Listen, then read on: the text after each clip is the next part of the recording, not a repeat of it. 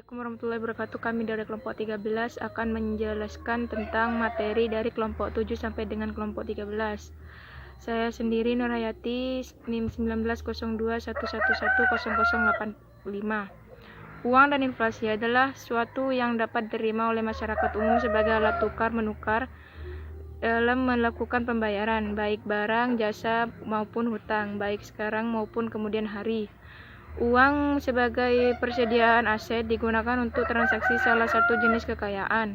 Adapun beberapa fungsi uang, yaitu sebagai alat pembayaran sah, sebagai alat pembayaran hutang, dan sebagai alat penimbun kekayaan. Yaitu sebagai alat tukar harta, yaitu uang yang digunakan untuk membeli barang dan jasa. Satuan hutang, uang yang digunakan untuk menilai harta atau ukuran satu harga, dan hutang dicatat serta untuk menghitung besar kecilnya harga pinjaman.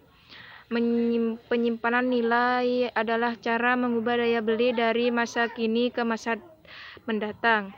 Adapun teori nilai uang, yaitu satu teori kuantitas menurut Irving Fisher dan berpendapat bahwa uang tergantung pada jumlah uang yang beredar, kecepatan uang beredar, dan jumlah barang yang diperdagangkan. 2. Teori persediaan kas menurut Alfred Marshall.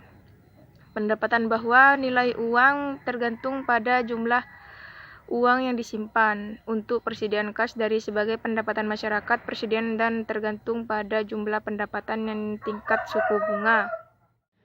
Adapun teori inflasi, yaitu teori kuantitas menurut Irving Fisher. Inflasi diakibatkan oleh dua faktor, yaitu jumlah uang yang beredar di psikologi masyarakat mengenai kenaikan harga di masa mendatang. Inflasi adalah suatu kenaikan harga barang secara umum dan terus-menerus dalam jangka waktu tertentu. Hal ini disebabkan karena konsumsi masyarakat yang meningkat, banyaknya likuidasi di pasar yang memicu konsumen bahkan spekulasi. Menurut inflasi dibagi menjadi 3, yaitu inflasi ringan, inflasi menengah, dan inflasi tinggi. Adapun beberapa jenis inflasi menurut sebab, yaitu demand pull, cost pull inflation, dan jenis inflasi menurut asal, yaitu domestic inflation atau inflasi dalam negeri, importer inflation atau inflasi luar negeri. Teori strukturalis, yaitu disebabkan karena ketidakelastisan penerima ekspor dan ketidakelastisan penawaran produksi bahan makanan. Faktor yang dipengaruhi inflasi, yaitu tingkat suku bunga sangat mempengaruhi terdapat inflasi di Indonesia. Namun pada nilai tukar hanya berpengaruh dalam jangka pendek, sedangkan tingkat suku berpengaruh dalam jangka pendek maupun jangka panjang. Bank dan finansial. Lembaga keuangan dapat diartikan sebagai sebuah lembaga atau badan usaha yang penawaran jasa dalam bidang keuangan. Menurut UU Nomor 7 Tahun 1992, lembaga keuangan adalah lembaga atau badan kegiatannya harus dibiayai untuk memperoleh pendapatan masyarakat yang kemudian meneruskan kembali ke masyarakat. Adapun jenis bank terdiri atas bank sentral, bank umum, bank konvensional, bank syariah, dan bank pengkreditan rakyat. COVID-19 pada Bank Rakyat Indonesia menyebabkan wabah COVID-19 membawa tantangan dan risiko. Pandemi ini juga telah mengganggu aktivitas ekonomi di banyak negara dan terkecuali Indonesia. Pandemi COVID-19 memberikan dampak yang signifikan pada sektor perbankan.